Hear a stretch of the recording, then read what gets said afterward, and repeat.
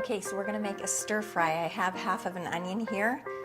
And if you feed them to your children first, if you put them on the table on their plates and you say to them, the other stuff is coming really soon, but this is all that's ready right now, if they're hungry, they will fight over the last piece of broccoli. I think maybe one of the mistakes that people make with vegetables is they think that they're not allowed to add any sauces or anything, so they just end up making them plain steamed vegetables. And I think the key with children is that firstly you have to get them great vegetables. You have to get the ones that are fresh, that are locally grown or seasonal, and then you have to dress them up a bit.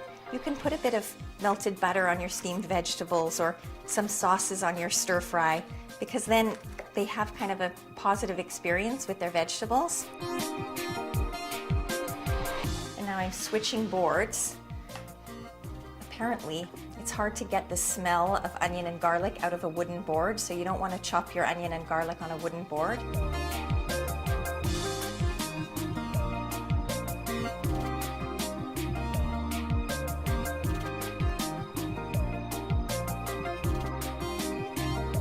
And now what I'm going to do is cut up any way, any shape, any size.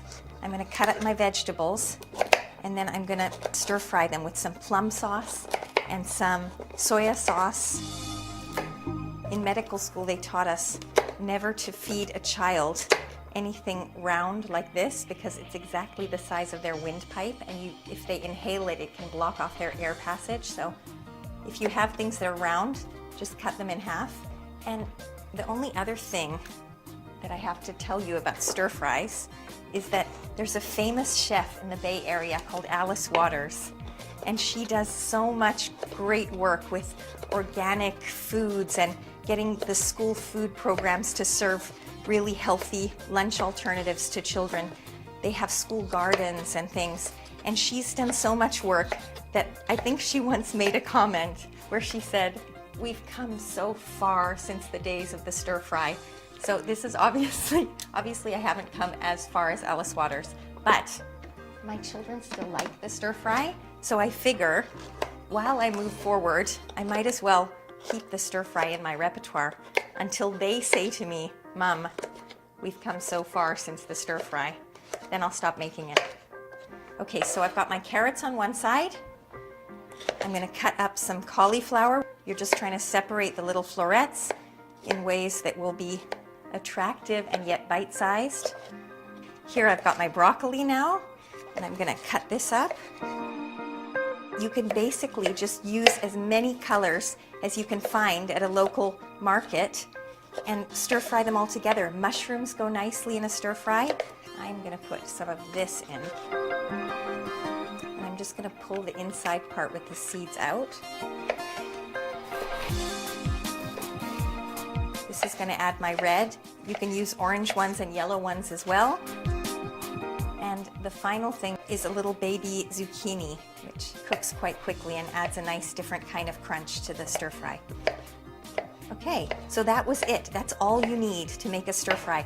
And look how many vitamins your children are going to get from this as their first course, as their appetizer.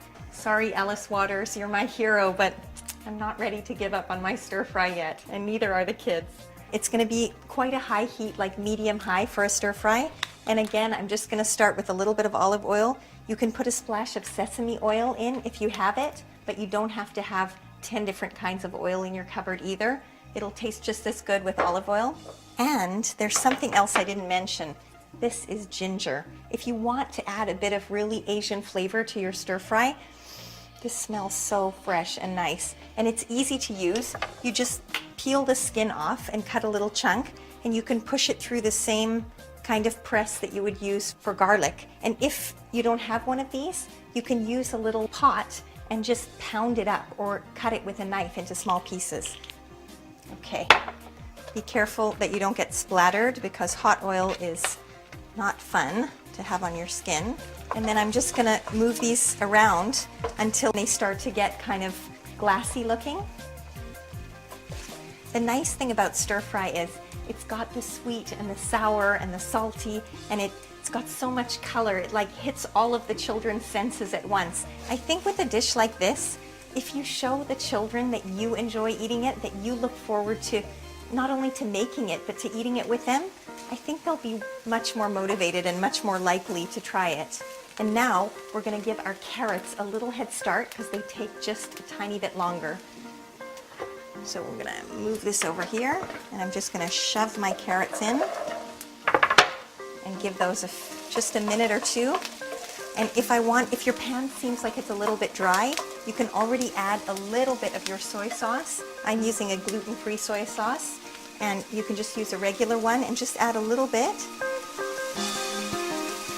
for a bit of moisture to cook the carrots. You can hear it sizzling away. Okay, now that we've given the carrots a little bit of a head start, we're going to add all of our other colors. Getting serious now, 2 spoons. Now we get to add the flavor. This is plum sauce. It's a little bit sweet and a little bit sour, and it's just delicious. What a good smell. And a little bit more soy sauce. So the one last thing I have to say about stir fries, you don't want to overcook them. You want the vegetables to be a little bit crunchy. The kids prefer it that way. And with a smell like this, they'll taste this at least, especially if you give it to them before you put the pasta and the chicken and the other parts of the meal out.